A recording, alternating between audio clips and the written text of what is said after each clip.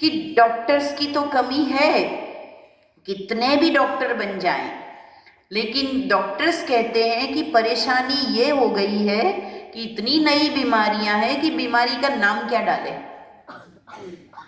ये भी समस्या है।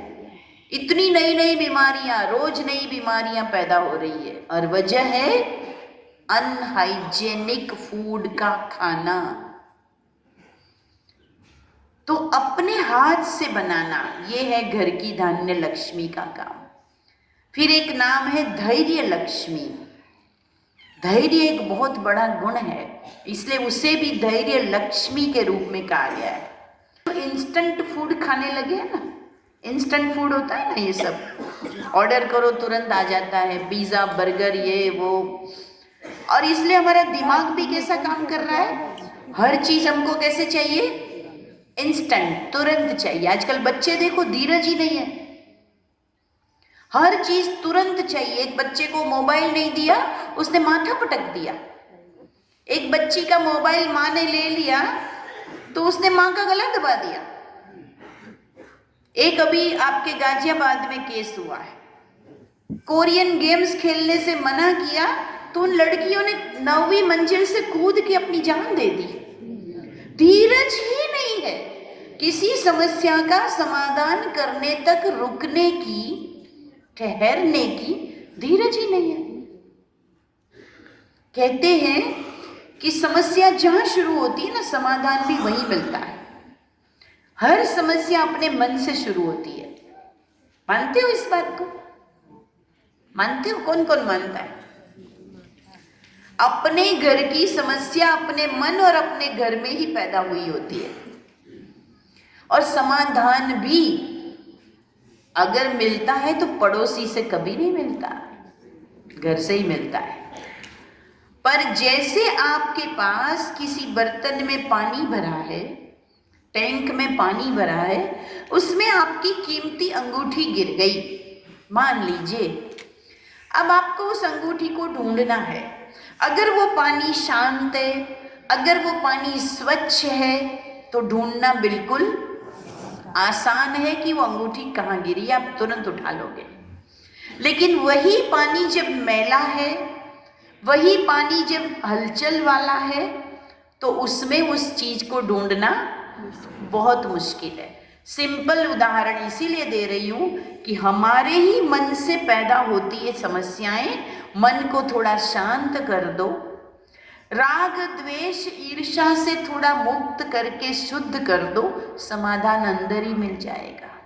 अरे थोड़ा सा सॉरी कह दो, सारी समस्याएं। हमारे दादी जी थे, प्रकाश मणि दादी जी, पूर्व मुख्य प्रशासिका ब्रह्मा कुमारी की, वो कहती थी एक शब्द बोल दो, हार मानी,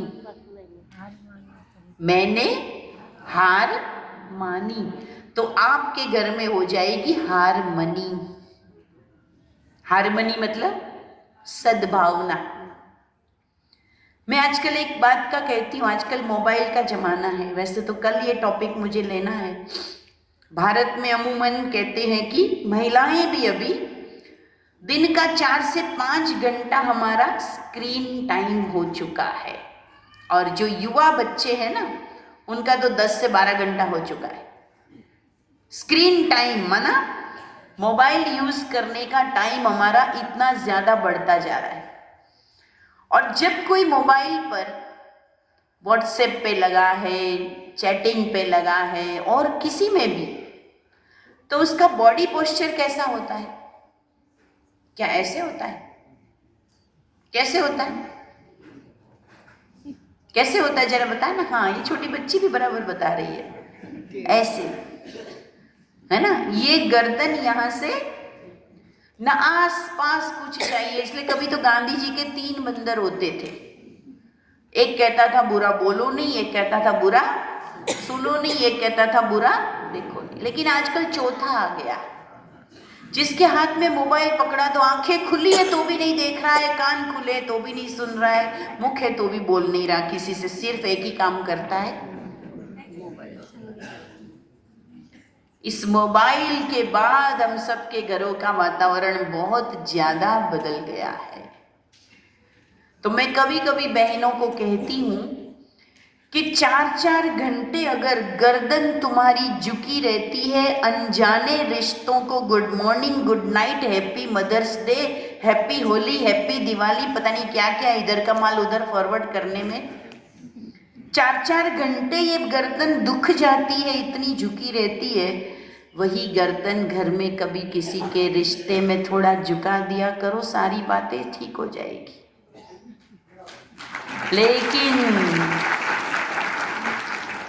लेकिन ये गर्दन, ये मस्तक अब बड़ों के आगे नहीं झुकता।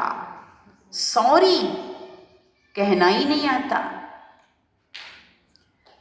अरे हम तो कहते घर को मंदिर बनाना है तो पहला काम ही ये करना पड़ेगा कि जैसे घर में माता की चौकी रखनी हो, सत्यनारायण की कथा करनी हो या कोई गंगा जल प्रसादी करनी हो, तो सबसे पहले क्या करते हो?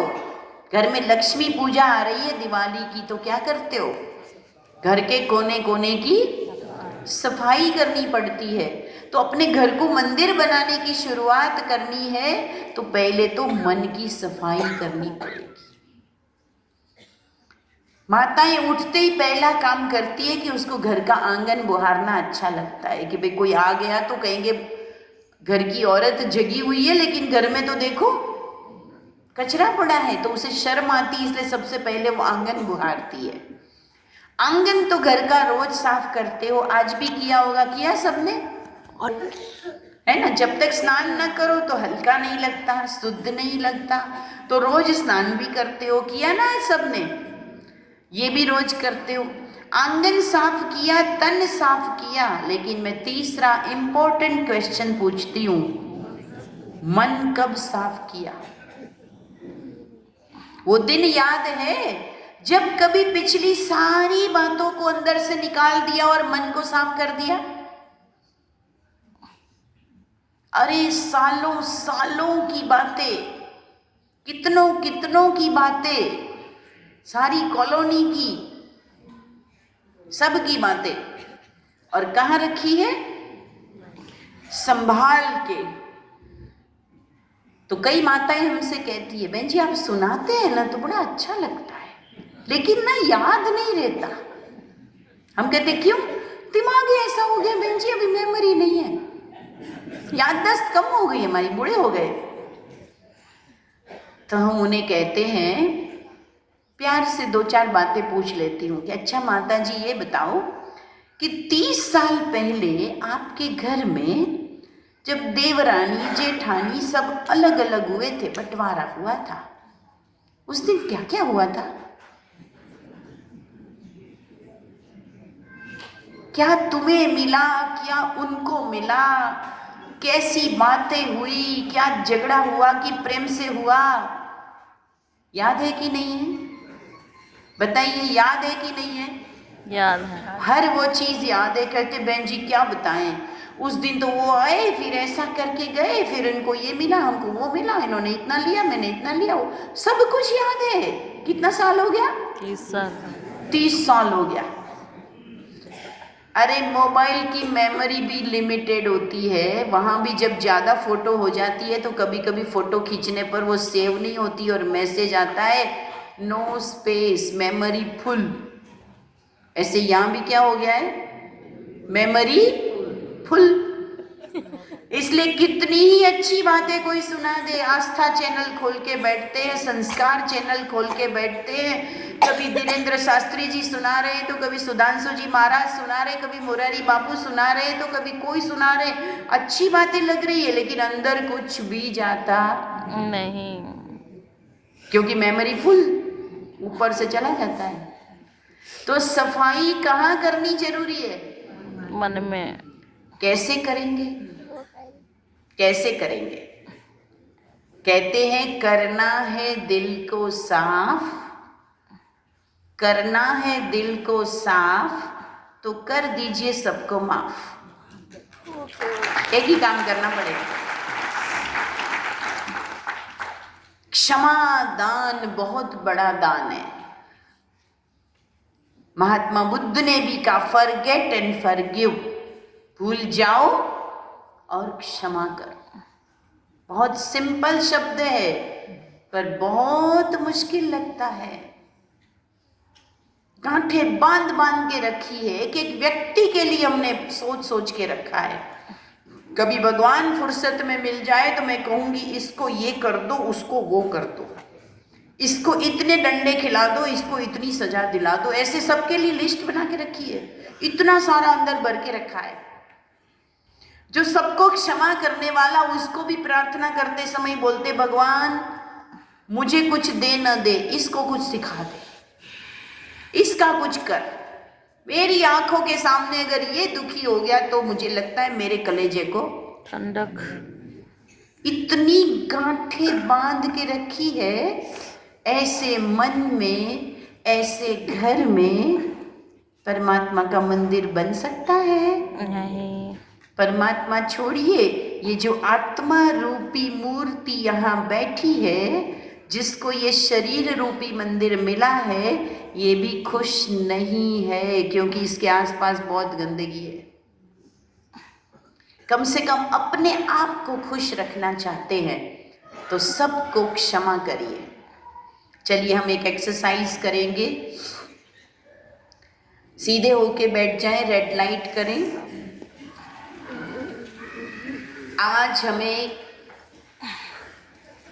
घर को मंदिर बनाने से पहले मन को मंदिर बनाना है और करना है अपने अंदर की मेमोरीज को साफ।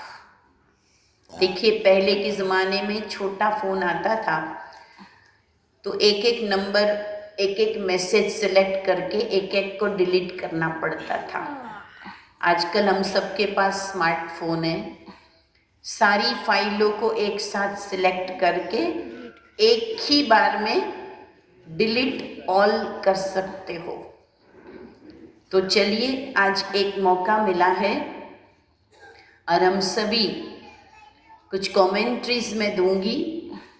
अपने सामने अपने स्वजनों को, अपने घर की हर मूर्ति को, अब तक जन्म लेने से लेकर अभी तक जिन जिन लोगों से मेरे खट्टे मीठे रिश्ते रहे, कड़वापन आया, किसी से वैर विरोध दुश्मनी हो गई, किसी का हक हिस्सा ले लिया गया, किसी ने मेरा हक हिस्सा ले लिया, किसी ने मुझे कड़वा बोला, किसी ने मुझे अपमानित किया, किसी कारण से किसी ने धोखा किया,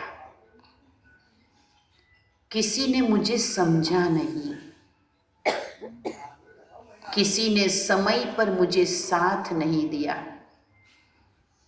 किसी ने साथ देकर आधे में साथ छोड़ दिया, किसी ने मेरी निंदा की, शिकायत की, केस किया, धन छीना, पीठ पीछे बात की, कोई भी कारण बना। आज मैं इस नंदन वन में प्रभु की शरण में आई हूँ। मौका मिला है अंतर मन की सफाई करने का, क्योंकि मुझे अपने आसपास एक सुंदर वातावरण बनाना ही है। मुझे चैन से जीना है, मुझे अपने जीवन से प्रेम है, तो जीवन को खुली सांसों से जीने दो। हर वो पिंजड़े को जिसमें मन बंधा है खोल दीजिए। जन्म से लेकर याद करें कितनों के एहसान है मुझ पर। माता पिता ने कितनी कठिनाई में मुझे पाला, बढ़ा किया, कितनी शिक्षाओं से सजाया, अपना समय मुझे दिया, अपनी मेहनत की कमाई से मेरी हर ज़रूरत को, मेरी हर डिमांड को पूरा किया। ऐसे माता पिता को मैंने धन्यवाद कहा। ये मेरी बहुत बड़ी गलती है। वो घर के देव मेरे माता पिता आज जहां पर भी हैं, उन्हें अपने मन में याद कीजिए, हाथ जोड़कर सच्चे दिल से उनसे क्षमा प्रार्थना कीजिए। मैंने आपके त्याग को, गुणों को, प्रेम को जाने अनजाने अवहेलना कर आपको दुख पहुंचाया, तो मैं सच्चे दिल से क्षमा मांगती हूँ। मैं आत्मा कर्म बंधनों में बंधकर जिन दुखों और समस्याओं में उलझी हूँ, मुझे उससे फ्री होकर अगर सुखमय जीवन जीना है तो सबकी दुआएं लेनी है।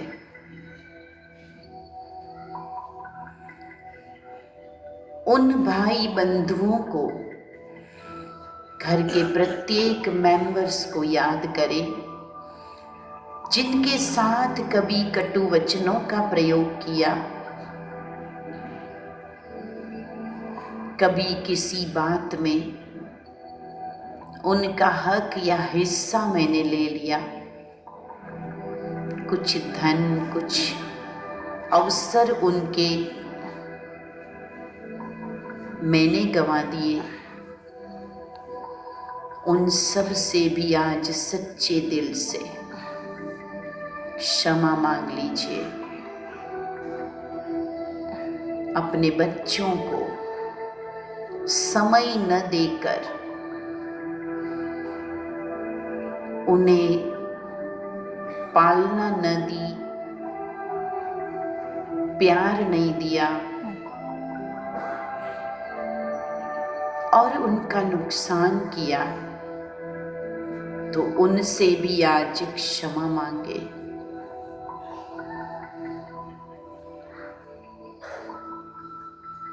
अगर किसी और ने मेरा दिल दुखाया, मेरा हक छीना, तो याद रखिए ये किसी न किसी जन्मों का ऋण था जो मैंने चुका दिया। सभी निर्दोष है, इस सृष्टि में किसी का दोष नहीं है, तो मैं अपने मन में द्वेष क्यों रखूं? सभी मेरे अपने हैं, सभी निर्दोष है। मैं प्यार दूंगी तो मुझे अवश्य प्यार मिलेगा। मुझे प्रेम के बीज बोने हैं, नफरत के बीज समाप्त करने हैं। तो मेरे मन में कोई के प्रति भी घृणा, नफरत हो, किसी की गलतियां मुझे बार बार याद आती हो, आज उसे भी मन से डिलीट करे। परमात्मा से शक्ति मिल रही है।